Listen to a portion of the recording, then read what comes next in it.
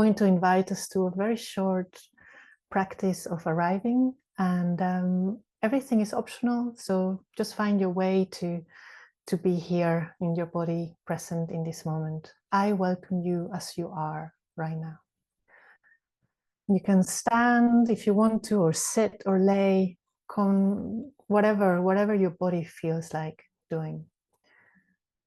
So connecting with your breath in whichever way it is right now. Maybe feel its current, its space. Does it have a shape? Does it have a particular color or an energy?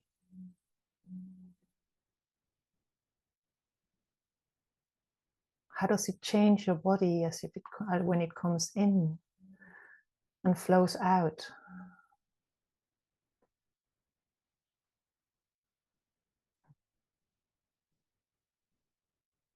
What's happening in your chest, in your belly?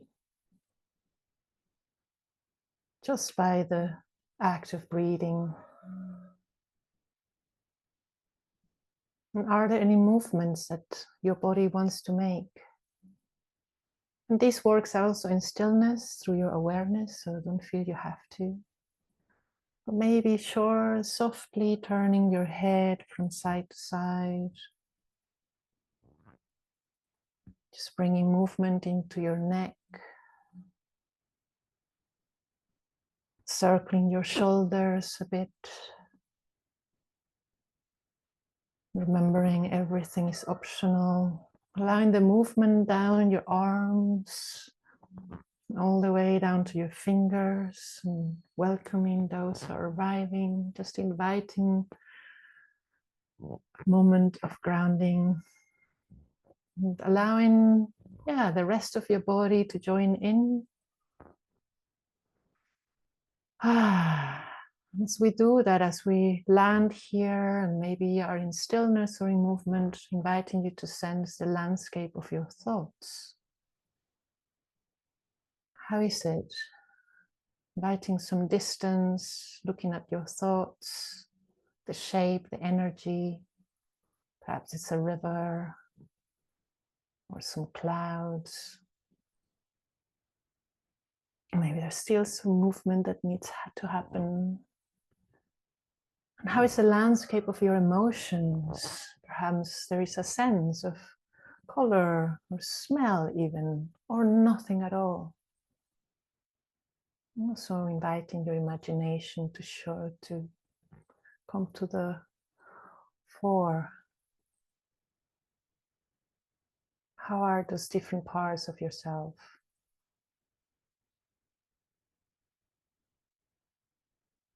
Also noticing the space where you are right now, the physical space. Maybe look around you, notice the shapes and the light, the colors.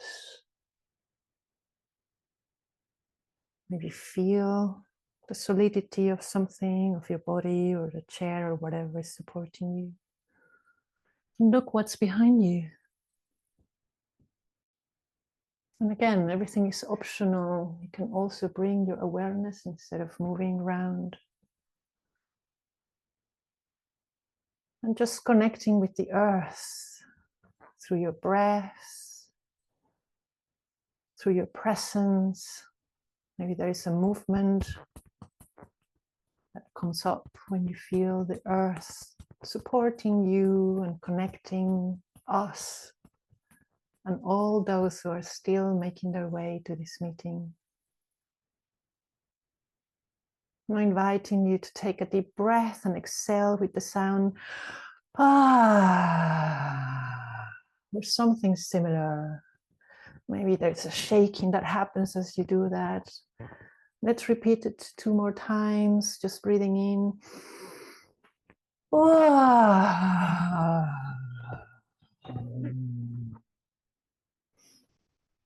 One last time, on, allowing anything that wants to happen.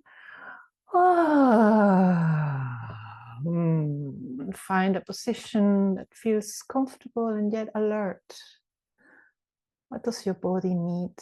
What does your body need right now? So I'm going to invite us to just take a moment and connect with something that you feel is supporting you. So a quality of support that you feel, yeah, there's something of that in me. Maybe it hasn't happened for some time, but you feel there's a connection to something that supports you.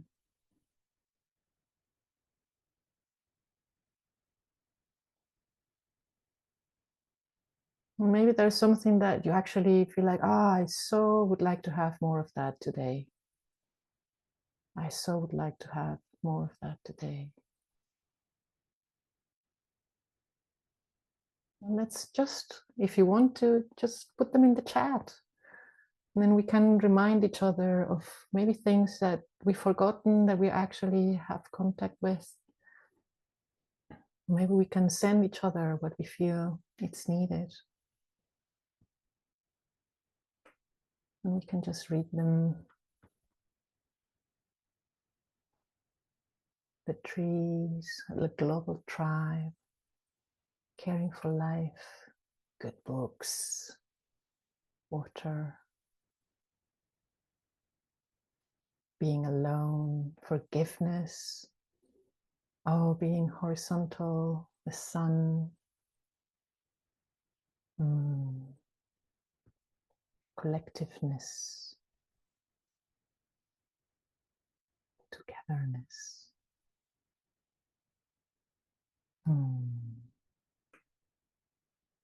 Thank you, thank you, thank you. Yeah, breathing deeply, I need to do that. So we're going to have a small recap a short recap of this model that we're going to apply. And I'm so delighted that Sophie's here and is gonna lead us through that. Over to you, Sophie. Thank you, Dita. Welcome, everybody.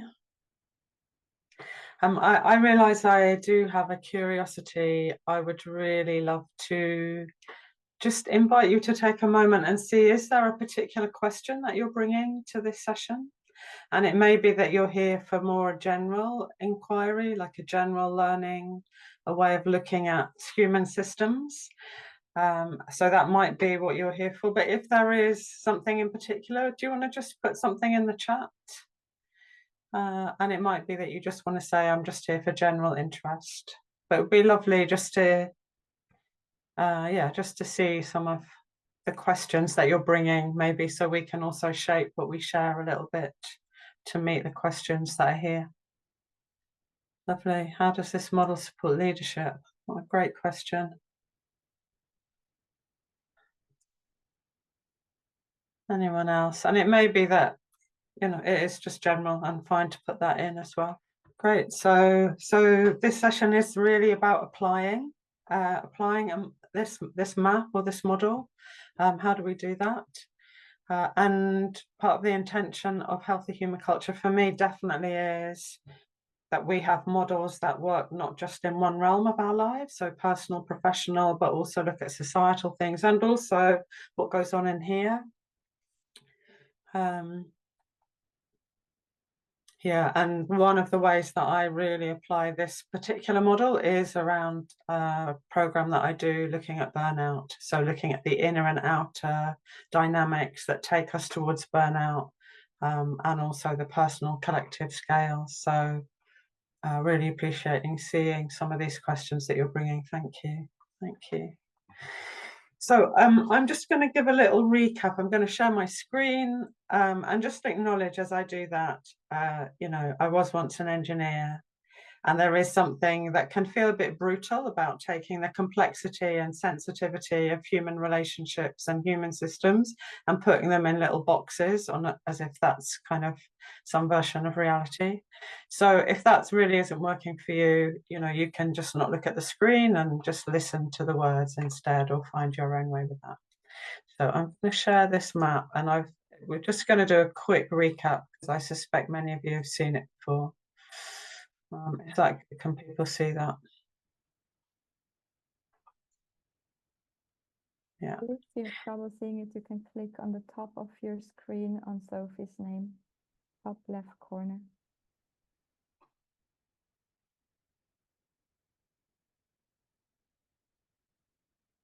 Okay, so I'm just going to give a really quick overview of how this map works. Some of you may know a slightly different healthy human culture map if you've done apprenticing to grief or something like that.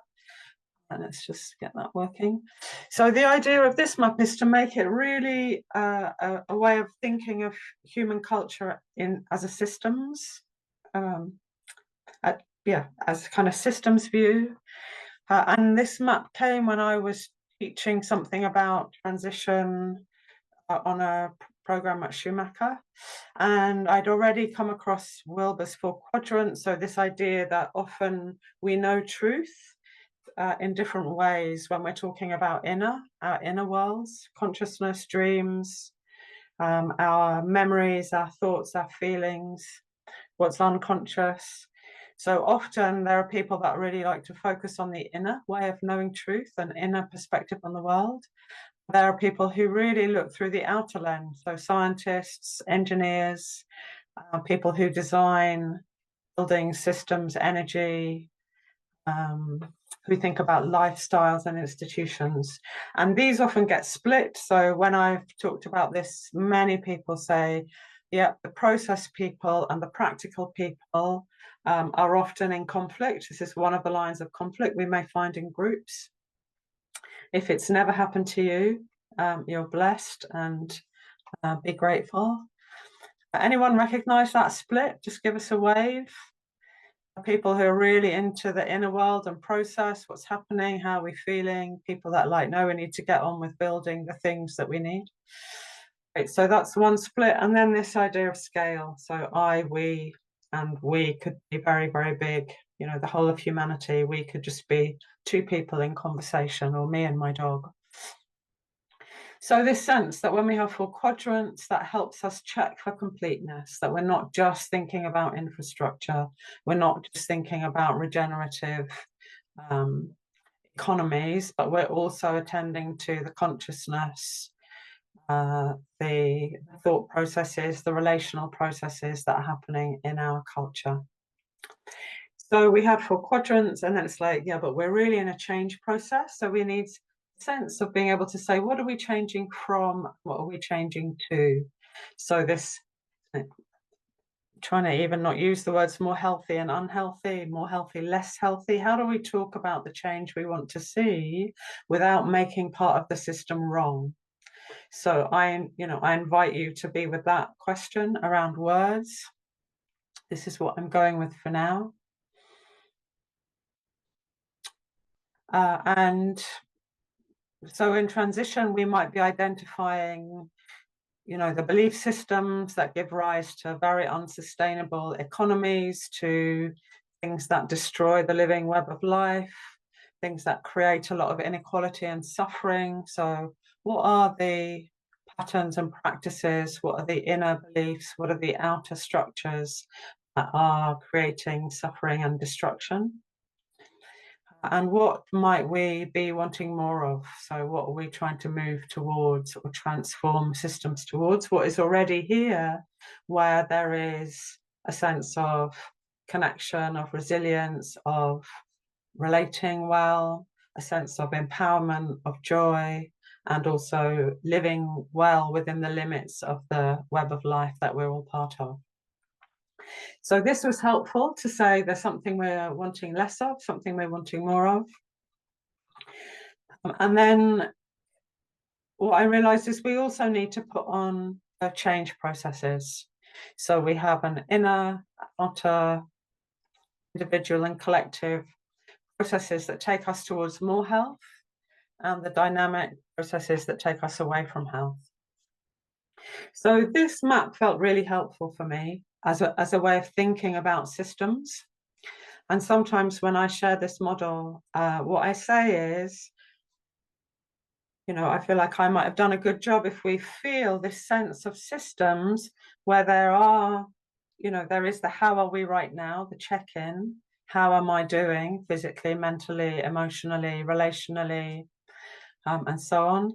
But there's also, in what direction am I moving? You know, is my life actually on a path to burnout? Am I giving more than I'm replenishing on a continual daily, weekly, annual basis? Or am I resourcing myself well so that my health, my relationships, my spirit, my feelings, my thoughts are growing in health? So here are some of the insights. You know, we need to know what health is. I'm going to put these all on a little slide at the end. We need to know what health is. We need a vision of health in all 4 quadrants for individuals, in the relationships, in our wider context. It's helpful to know when we're out of health so we can recognize the symptoms. What does it feel like when I'm moving out of health? Or, you know, when I'm starting to get depleted, tired, when I'm depleting the world around me, when I'm taking more from others than is sustainable for them. So that's one insight. We need to know what health feels like in particular. What's our vision? Then I got really interested in these change dynamics, that over time, the change outweighs where we start from. So how are we designing systems where there's more replenishment, more appreciation, more celebration, more deepening into caring relationships? So there's more of these dynamics that take us towards more health, and we're tracking and trying to reduce. We can't always reduce, you know, get rid of them altogether. That would be, I think, unrealistic. But how can we be attending to dynamics that are taking us away? So this felt really helpful, this 4x4 quadrant. And then this was the bit that I saw groups were often missing, is that when something is starting to take us away from health, we need some way of bringing ourselves back. And I, as an engineer, call this a feedback loop. And a feedback loop might include all of these steps where we stop, we notice what's happening, we make meaning of symptoms, we design some sort of intervention, we implement it, and then we repeat this feedback loop. So a lot of groups that I saw in the transition movement and that I've been part of, we might do this around our tasks. You know, are we on track with the tasks? But often there wasn't a feedback loop about how are we doing in terms of our energy, in terms of our group culture, in terms of our sustainability, even in a movement that was dedicated to sustainability, you could say, or regeneration. So for me, this, as an engineer, you know, the idea of feedback loops is really central to designing systems. So that's the kind of summary, and that's the summary that I'm going to give, and it's summarized on this chart. So we need to know what health is. Over time, the dynamics outweigh where we start from. I've put here pain is a vital signal. You know, I think one of our difficulties in the wider culture is we don't listen to pain, and that we tend to avoid it. Early feedback is essential to maintain health. And then these other ones I haven't particularly spoken to in this short recap, but all systems have all 4 quadrant elements. If I think that I'm setting up a group and there won't be any unhealthy dynamics and there won't be any shadow, I'm probably kidding myself. And here, this little feedback loop, how much can we build in, you know, processes that grow health into our cultural design? How do we build that into our regular meetings, into my own daily practice of journaling or self-reflection or self-care in some way? So that's a very short recap of this Designing for Health map and model. And this is the map that we're going to attempt to apply to something we hope that you're going to bring real life situations or questions so that we can explore together. Great. Just going to get to see you again. Is there anything that needs clarification before we hand over to the next bit? It was an immaculately clear explanation Okay, or everyone's so baffled and confused, they're lost for words. Great, let's keep going, and then there'll be much more time spent with this model. So thank you. I'm handing over. Thank you, Sophie. Yeah, we try to pack a lot of that into a resource that we can share with you, that you can walk away from this session with. And it just takes a moment to load. Here it is. I'll just walk you through quickly so you see more or less what it is that you got yourself. Here we have a bit of a recap of what Sophie just shared. This is this map, so you can remind yourself of the different parts of it. Here you have the map in motion towards more health and towards less health, and a recap of the insights that Sophie just shared. So this is for you to hold on to. And then we are going to give you a couple of questions that you might apply depending on what your specific situation or event or organization or system is that you want to inquire with this map. We are going to pick these first 3 questions that you see here today. You don't have to think about that too much yet, and just know that when you come back to this with a different kind of example, there are a couple of more questions that might help you to go deeper. You don't have to use all of them, but go through and see which one feels particularly acute to your system or to your case, your story, and to see what happens when you try to walk through the map with that. And then you have 2 different templates. One of them is this. It's basically the same kind of bubble that Sophie already showed you. We just tried to maximize the space that you have to write words in there. And if you would already like to apply the different movements towards more health and less health, and ask yourself, what does a less healthy system look like and what does a more healthy system look and feel like, then you could also use a table that gives you space to compare all of them, all of these different steps with each other. So this is what we're going to work with today, and also what you can take away. And with that, we're going to shift a little bit into storytelling mode and share with you examples. Well, I will just stop share for a second, and we will share some examples of how we actually worked with this map. I used to be part of an international climate activist network. And I was part of a working group that was supposed to take care of something that we call regenerative cultures. So this is actually very healthy human culture. How do we take care of ourselves? How do we take care of each other within the movement, within the network? And how do we take care of the wider world and our relationships to that? And what happened is that some of the things that we were tasked with doing was to give support for people and for groups in conflict, or for people with burnout, for example. And we were quite a small team. There were just 2 people that actually had some sort of therapeutic background, and a lot of us, like me, were somehow just, starting out and fumbling our way through.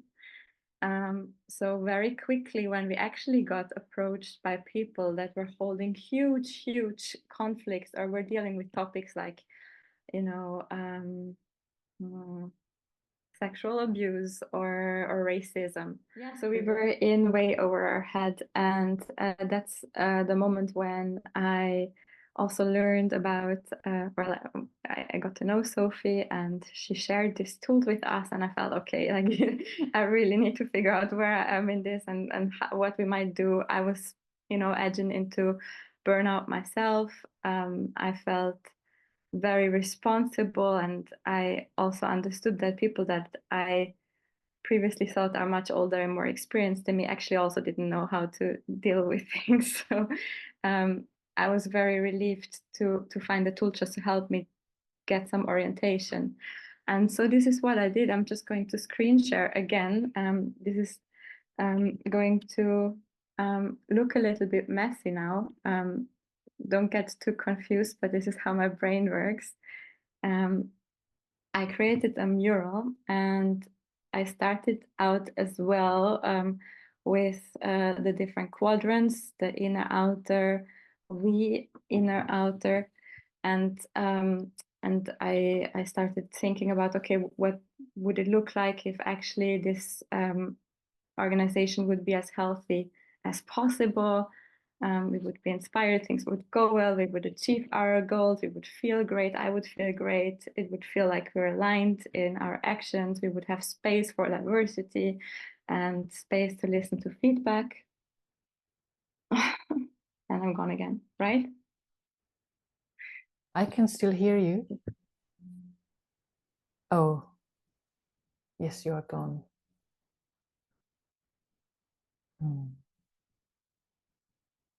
Well, time for another breath. And I just want to highlight the power of these tools. You can really bring it to something incredibly complex. I think, Theresa, you're back. Somehow you seem to still be sharing. Yeah, I am sorry for the inconvenience. I hope I can just share with you from my phone. So I was looking at the different parts of the system and created this vision of what would health look like in the first place. And then when I went through how we're changing towards less health, and I arrived with the we, I actually started to see that the we and the way we are feeling about the dynamics that are happening is not a united we, but actually there were two groups. So there was a part of the system that felt like everything was spiraling out of control. Their voices were not heard anymore. Everything was going way too fast. Usually they were people that were maybe with some disadvantage in terms of internet access or language ability, or sometimes there were people of color, people with just a higher level to connect with content quickly that was being shared by people, a different level of education. And they felt they were really being left out. Their voices were not valued. They did not understand anymore what was happening. They were becoming more and more frustrated. They felt like they could not take part in decisions anymore. They did not feel ownership anymore. And then there was also a group of people that were taking on a lot of leadership, and they felt super alone with a lot of work. They felt like they were using their resources in order to do a lot for everybody else, to take care of things. They were really applying their best. They were also feeling very burnt out because they felt others were not supporting them enough. They felt they were receiving all of the criticism, but actually none of the help with actually solving issues. And this was a very big aha moment for me to really understand that there were two groups that were emerging, and they were more and more drifting apart and feeling less and less understood from each other, and becoming more and more defensive and more mistrustful of each other, and that slowed down the whole system and made it actually impossible to work together. So I will just see if I can. I can share the mural if that helps. That would be wonderful. Great. Just bear with me a moment. Oh. So just from that, basically, I tried to come up with different interventions that could support us in creating healthier ways of being together. And there were things like slowing down, of prioritizing what is really important, and actually letting go. Now you can move on to the left side of the mural. Yeah, here you can see the two groups that I identified, and I projected what would happen if we go away from health and how we could move again towards health. And in the middle there are the different interventions that I thought of. And there were things, you know, like anti-oppression work, prioritizing less work, slowing down, remembering again our values and also what we share, our shared goals and so on. And that's basically what I brought to a meeting, trying to show that it was high time for us to put some interventions in place if we wanted to, to thrive and to actually not fail and fall apart, because people were already starting to leave. And groups were splintering. So yeah, this is my experience with this map, and it was really very useful to apply it even to such a complex system that was really spiraling out of what I was able to grasp and by myself. Thank you. And I think Dita will share the next example. Wow, thank you.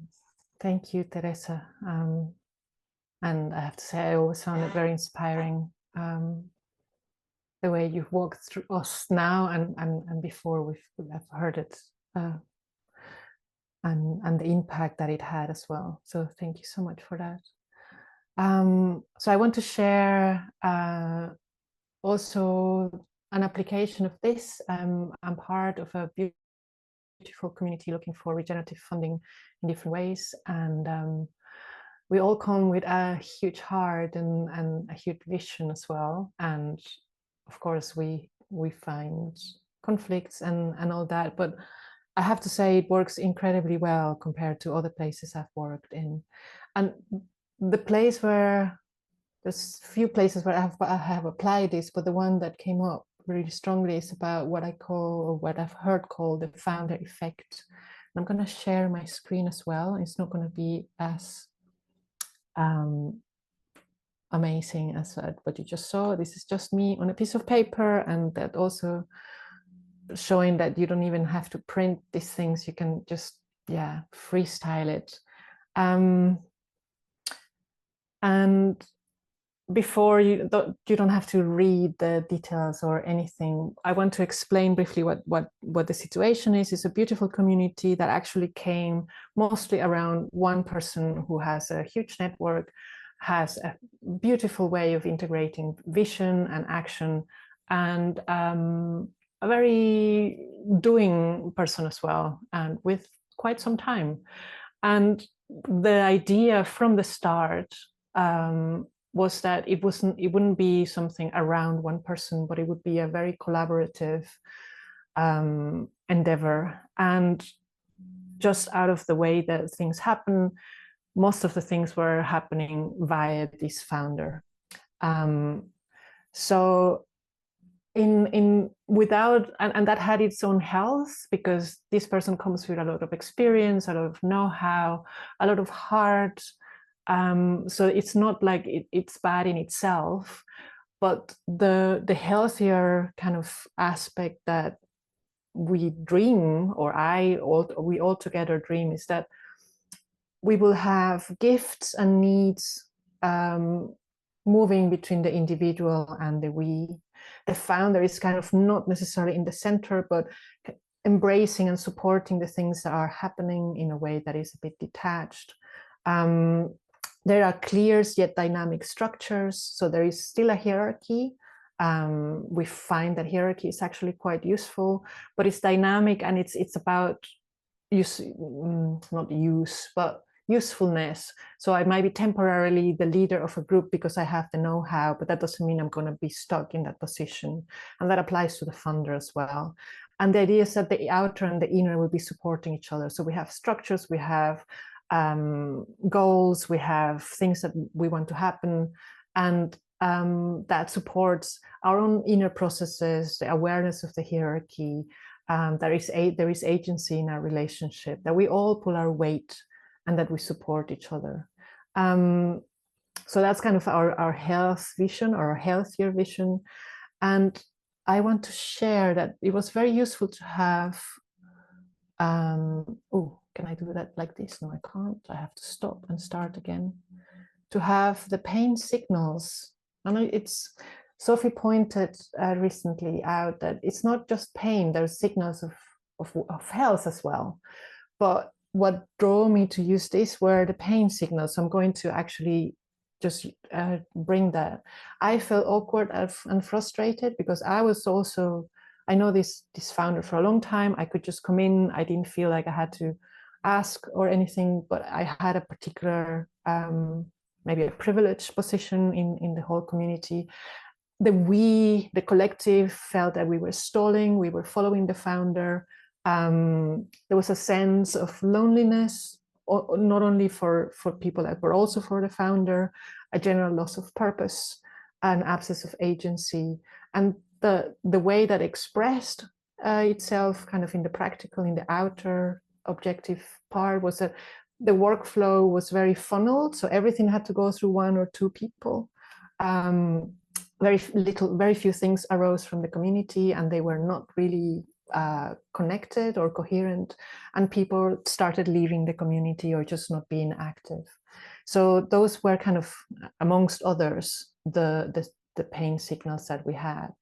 And I was lucky enough to be part of a small group developing what we call the heart of the community. And we noticed that when we were caught up in productivity and doing, things were going more towards the less healthy. So the meetings were unbalanced, either towards a lot of doing and not giving enough space for checking in or seeing how we are, what's the health, how are we feeling with how the system is going, or the meetings were unbalanced to a lot of being. And then people start to get stressed because we are not doing enough. So it's not about one or the other, but about a balance of both, it felt. We had a sense as a community that we were rushing through. We were going very much thinking about what other people, what other communities were thinking about us, what the outward impact was. And it felt like in the inner, so we discussed about this, it felt quite partisan, so that if you were either for or against the founder, or for this group or that group.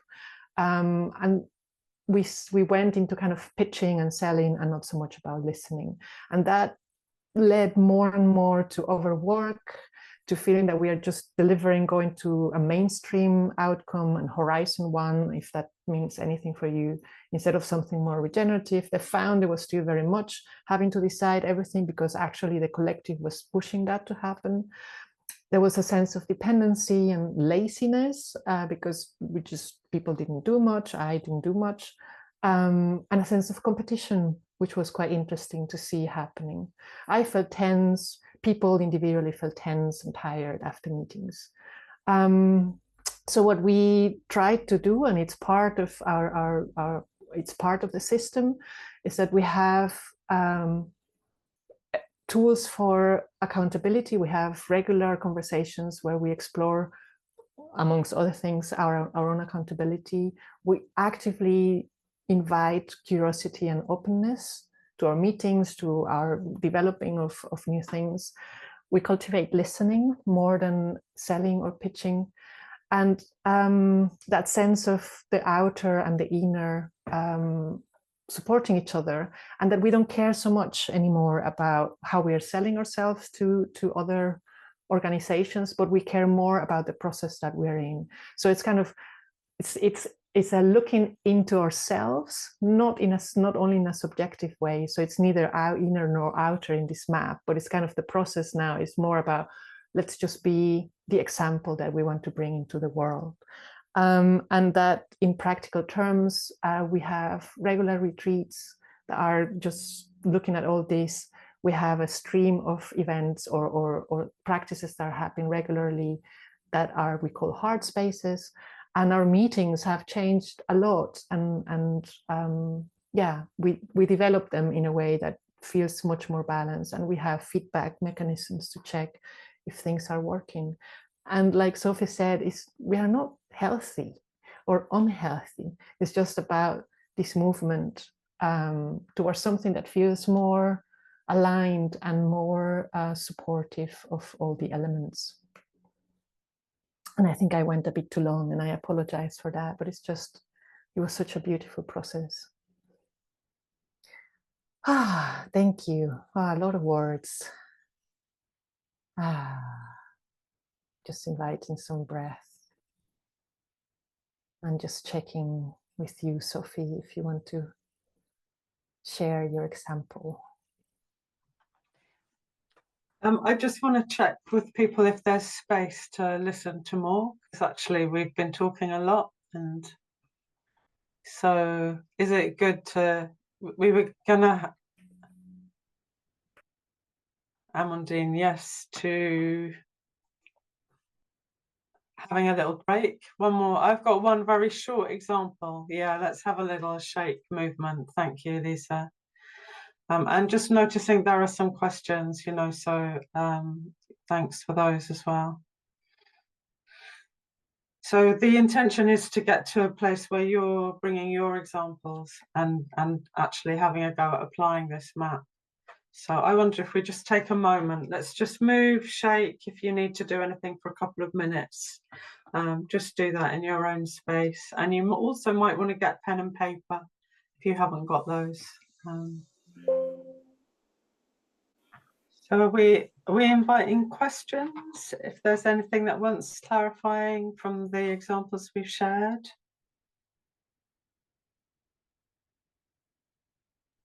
If there are any. I saw Maya, you put a question in the chat. Is it okay to bring that in? It's for Theresa, wasn't it, the question? I don't see it, so it would be great if somebody could read it or repeat it for me. Sorry, I didn't understand how we need to cope if we suffer from racism and feeling helpless. I think that's the question you're referring to, right? Yeah. Well, what I felt was happening, that people were feeling increasingly helpless, and that probably in some cases there was some real racism happening, and in other cases there was also just the stretch of difference, of trying to meet as an international team across so many different levels of difference, of language, of culture, of internet speeds. So that also played out in a way that was really painful, where people that already were living in less advantaged spaces somehow could participate less. And so this was just a dynamic that I was catching. And one of the interventions to address that would have been for all of us to upskill, for example, doing anti-oppression work or putting measures in place, like, paid internet bundles for people in areas where accessing the internet is really expensive, just to help people to have more equal access. So I would not say that we need to cope, but there are ways in which we might be able to address these issues to equal out some differences, or maybe in some cases also there is just a need to be really, really honest that with everything that we know and everything that we have, we are not able to solve structural issues that are so much bigger than just, these small teams somehow trying really hard to do activism with very scarce resources. So sometimes there was also this really tough moment somehow to say, we would so love to be this like open and inclusive and regenerative place that we are trying to build towards, but in many ways we're also not there yet. Thanks. And I think I just want to add, you know, for me, that the Healthy Human Culture Map isn't intending to replace or say, you know, that all of the incredible work around anti-oppression or conflict resolution or how we work with trauma or how we work with somatics, you know, for me, there's like this vast array of really fantastic expertise, and Healthy Human Culture is more about designing a system where we go, okay, we need to draw on that body of expertise now. You know, we've got this issue coming up. Where's the expertise, you know, outside that we could go and learn from to deal with this kind of thing? So it's not attempting to replace all of that incredible depth work that is already out there. It's more about how do we design a system where we catch when we're heading in the wrong direction and need to draw on some of that. Yeah. Thank you. And I don't know if the one about balance between the inner and outer needs, if I might speak a little bit about that.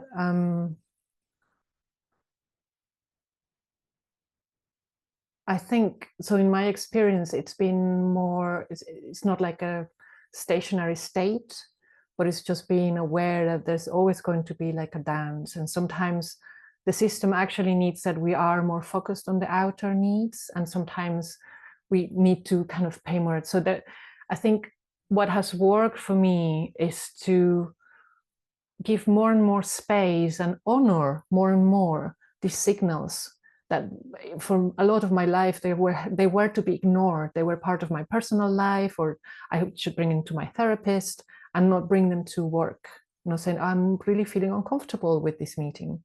No, that's great. And that's how then the dance between the inner and the outer kind of seems to happen more. So I think it depends very much. I don't think there's a recipe. I think it depends very much on not only the organization, but on the stage of the organization. So for me, in the example that I brought, it's changing all the time. Sometimes we really need to get things done, and then there's an emphasis to that, but to make sure that over time we go back to tend our relationships. So always having relationships in the center seems to be, for me, what kind of brings that balance. What do I need? And also between the individual and the collective needs. Conversation, checking. I don't know if that, and it's going to be possibly different for every person.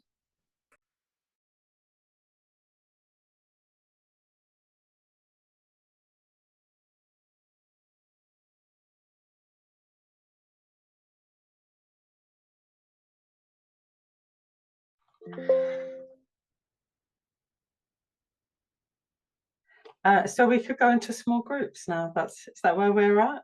And see, are we ready? You guys that are coming, you know, you ready to bring your examples?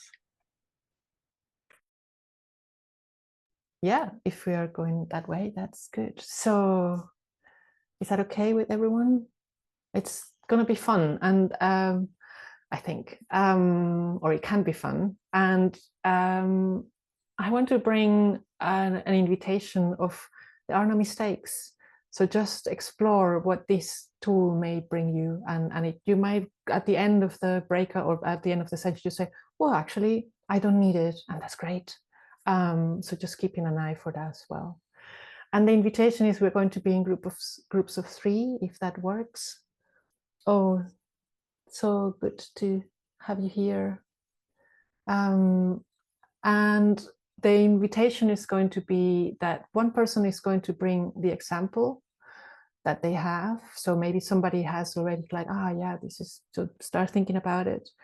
And then one other person is going to be what I like to call the resource.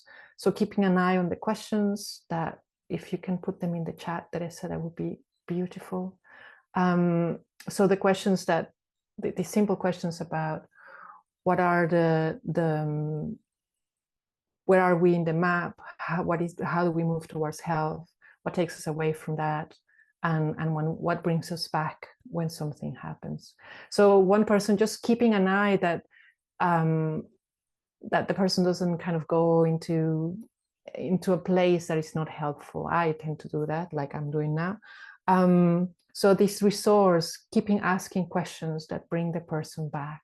And then the third person, just being a witness, just feeling how is this landing for me? What are the energies of the person who's sharing the example, and maybe also of the resource? How is this process working? And just that, just seeing, how am I feeling? How am I feeling here? So again, one person sharing an example, and I don't think we have time to go deep enough. So again, this is just exploring the tool more than trying to find a solution for your example. One person speaks and shares the example. One person is the resource, keeping track of the questions. And there might be other questions that are important. And the third person is just a witness and just sense, what is happening? What is happening in this conversation? Is that clear? And we will post the questions in the chat. And the invitation is that you speak, so you take some time to land together and choose who is going to be in which role. And then the example, the person who's sharing will have about 8 minutes, I think, if that works. My math is somewhere else. And then at the end, it would be great if the witness will have a chunk of time, maybe about 5 minutes or so, to reflect what they saw, and then have an interaction between the three of you. Yeah, that's beautiful. Thank you. So is that clear? And if you may just have a conversation that has nothing to do with this, that's also fine. There are no mistakes. Welcome back.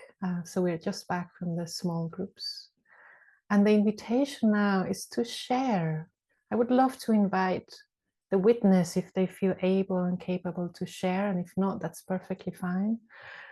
To share more, not about finding the solutions for what came up for the example, or this is what happened, but more about the space that you were in. How are you feeling now? How did you feel? Like what Theresa was inviting, maybe something that goes beyond words. Maybe there's an energy, a color, a flavor that arose for you. How did this work for you, this exercise that we did together? And just jump in whichever way you feel. Yeah, not about solving, just reflecting on the process. So if any of the witnesses feel able enough to share, that would be brilliant. And understanding if you prefer to stay in silence as well. You can also type in the chat if you prefer. Hi, it's Heather. I was one of the witnesses. So I can be quite pedantic at certain times of kind of, this is what we're meant to be doing. And I felt, and kind of the one with a question and one with the resources kind of worked in their own way, of rather than, so it became more of a chat. But I could, what I was witnessing, that it was actually supportive. Even so, like, oh, we had these questions to go down through, and so it kind of took a life of its own, and from what I could say, from what I could see, it was helpful to each other. So it's kind of, my learning is it's kind of, it can look in any way it wants to, and we don't know the outcome of that. So yeah.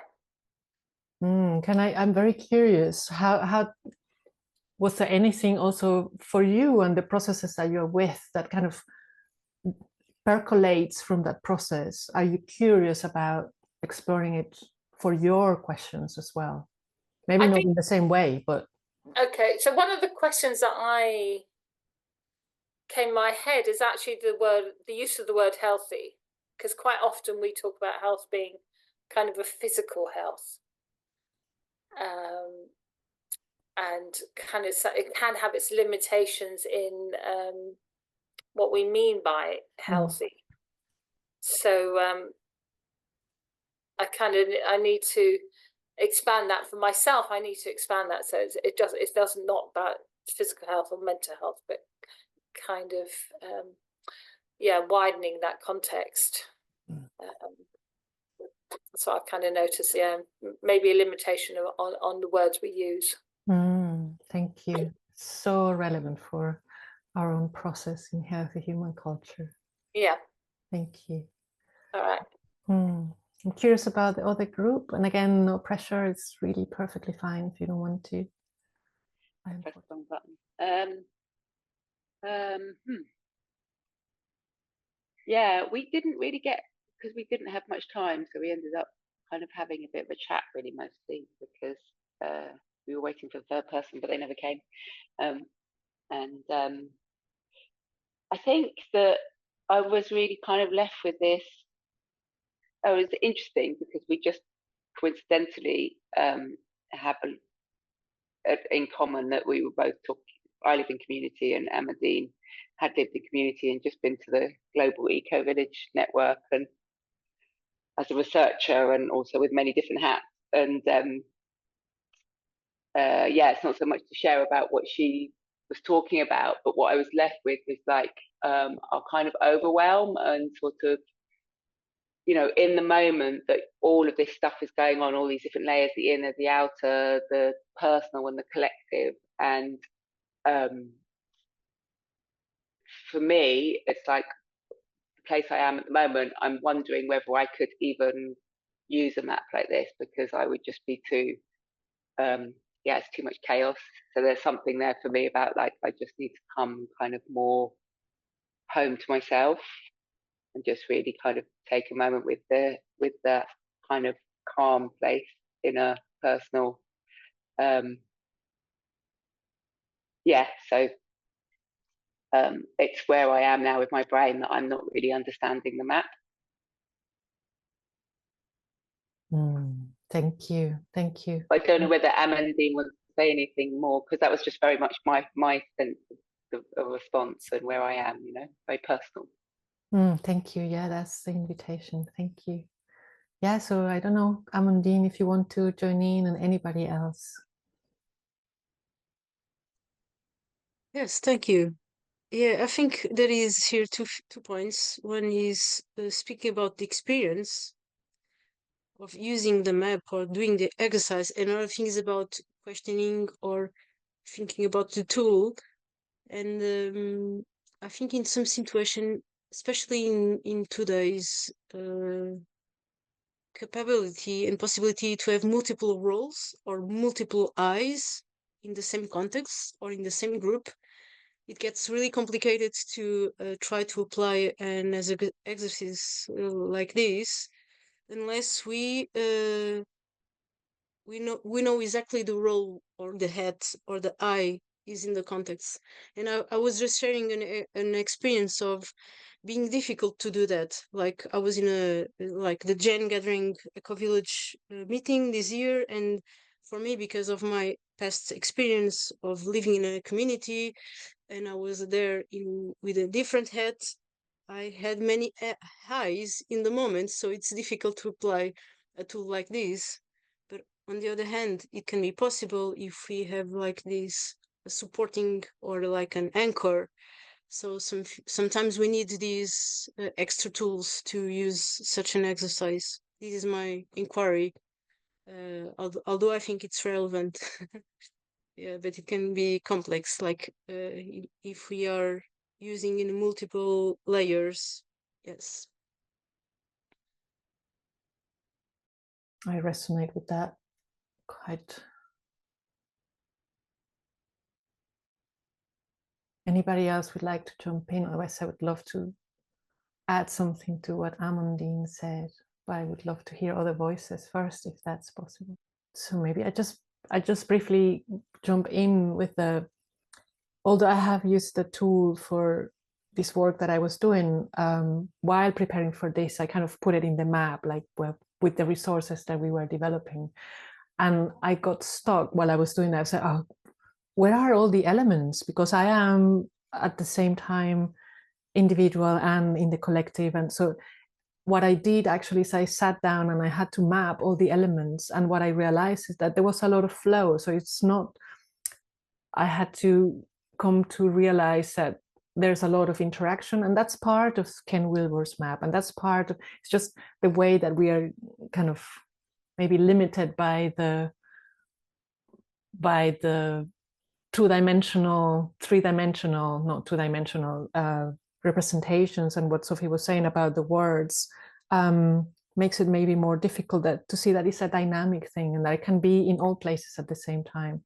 And that's part of the map as well, that all the 4 quadrants are part of all the elements, and all elements have, so it is it's a way of touching into a very complex or can be a way of touching into a very complex scenario. And what helped me to move forward is to let go of having to have even an answer. So it was more about the process of being with the tool and the questions that came up. And I noticed that Theresa had a huge collection of questions for herself that came out of the exercise as well.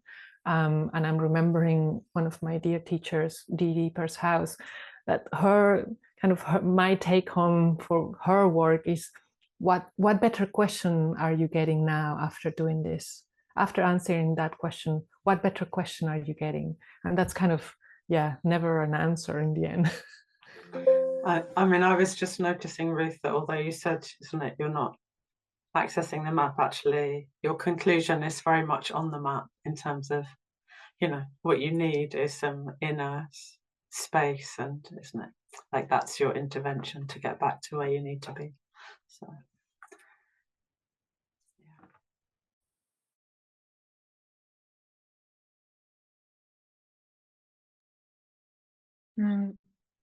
I can also just share my difficulty in applying the map with putting myself there. Because I realized what I was doing was removing myself from the map or from the group or team, because I became this observer and I tried to understand everything. And it's weird because there is this I inner and I outer, which is really about me, but somehow I put myself into this position where I was a bit superior to everybody else because I was observing how they are struggling, but not me.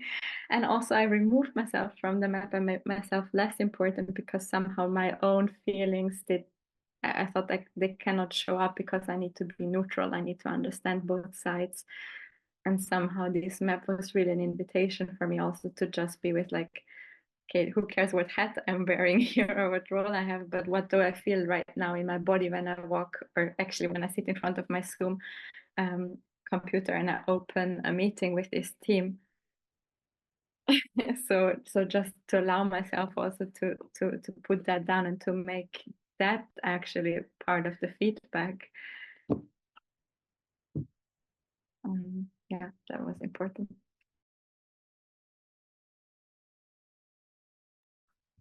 Thank you. Yeah, and also the way I've used the map as well, it was individual and collective, so I can be there, but maybe somebody else can be there. So I actually have done this with the founder as the individual and the collective so I'm part of the collective when I'm using it like that. So it doesn't have to be taken literally, as in the I is me and the we is I'm part of it. But I resonate with that a lot of, oh, I'm out and I'm seeing everything and thank you. Yeah, and I'm looking at the time and wondering if I'm still very curious, but I think maybe the silence is a sign to continue towards bringing this back into a larger context. I don't know how, Theresa and Sophy, how you feel. Can I say one thing? So we did have a chat. I basically hijacked it from my own design problem, which is long COVID. But there were some really good questions from sorry, names have gone out of my head, but the other two people were really good questions.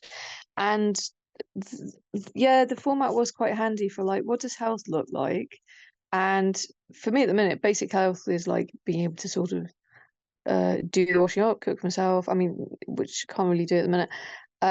You know, normal health would be great. You know, all like spiritual health and everything else would be ace too, but just the basics would be great. But no, there's really good questions about what does health look like, what does not health look like, what is the process, and it's interesting that I do know what needs doing to get from health to health. Theoretically, it doesn't always work. And then the other particularly good question was, so what's that mean in community? And so it's nice to go, oh, actually, yeah, I am part of a really supportive community for people on COVID. But a lot of these things apply to general burnout, doesn't have to be post-viral conditions. And it's like really supportive community, lots of respect, lots of fun, lots of banter, lots of practical solutions, breath work, yoga nidra, yoga, singing even sometimes. And that was really nice to see. Oh yeah, I am in a really, you know, we've got the we moving to health thing is actually, there is quite a good structure for that, so that's good. So that's like, anyway, I'm gonna go and tell them. I'm gonna go and tell the gang. For it's the Susie Bolt long COVID program. So I'm gonna go and tell them. Go, oh yeah, look, we'll see how this applies, because everyone there is trying to think about and also the belief systems. It's like Danelle Meadows says, your belief systems, worldview is like the most important thing, and it is one of the, you know, we should push ourselves and we need to achieve, and it is really, yeah, it's such a thing. And putting, you know, cover your basic needs before you, you know, oxygen mask and all that sort of stuff. Cover your basic needs before you do other things. Yeah.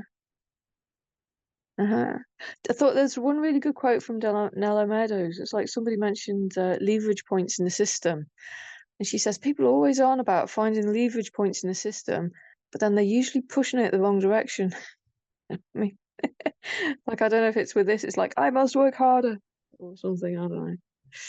Yeah. Oh, thank you so much. I'm really enjoying that, and thank you for the thought of bringing that to that group as well. And that thing with the leverage points is so crucial.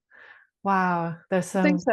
It's like, yeah, it's really important. And then you sort of go, is that a leverage point? Don't know. But and you can make it into a what do they call it? Like a big thing to be worshipped. But it's, yeah, it's interesting. It's interesting, yeah. Yeah, I'm wondering if asking for the leverage points to know in which direction it goes, asking how will it look? How will our system look in a year, in 5 years, if we do that intervention? Yeah. Might tell you in which direction it goes as well. Yeah. And it's that thing of like small actions compounded. Sometimes it's just a little thing. Like your man with the atomic habits, it's like just little interventions. It can, yeah. And it's like with group meetings and stuff, sometimes it's just little things like bringing a packet of biscuits or whatever, or, oh, look, I've got a cake. You know, I mean, that's like an easy one, but, you know, sometimes it's just little things that do help move things the right direction and change the atmosphere, whatever. Yeah, absolutely. I just want to share with you, Alice, that we did a whole session on burnout and healthy human culture maps. So if you want to see, there is a recording of it. If you want to see diagrams of the map specifically applied to burnout, then get in touch with me. Yeah. That is awesome. Thank you very much. Yeah, I will check that out. Yeah. Which probably brings us quite nicely to the, isn't it, to the last bit of that there are groups coming up. So there's a learning journey to look at this map and other maps. Some people here have done that already. If you want to go more deeply into healthy human culture, there is an inquiry group for those of you that have done the learning journey or that feel familiar with the map. So that's really to be in the process of applying it to any part of our lives in a small group with me looking together. And I'm just always interested, how is this actually useful? And I just want to repeat that thing that I said earlier, that healthy human cultures is not intending to give all the answers, isn't it? It is much more about pointing to finding when intervention is needed and, you know, we had it in inner transition. You know, we can't signpost everything because the world, isn't it, the world of inner work and spiritual, psychological, embodied, conflict, relational, isn't it? It's so complex, but and so many amazing people doing beautiful work. So it is much more to notice something needs to change, and to be with this question: how do we design culture consciously? You know, often we take culture for granted. So how do we design this culture for this one? But especially if we're setting up in a group, and wouldn't it be radical if that was happening in families as well, that it was normal to sit down and think about our family culture, and there may be people here who do that in their families, in which case deep respect, but I don't think mine has ever done it. I have done it in relationships, but yeah, certainly not in the family I grew up in. Thank you. Thanks for putting all of those links in there so they're on the website. Sign up if you're not signed up for updates. Yeah, grateful.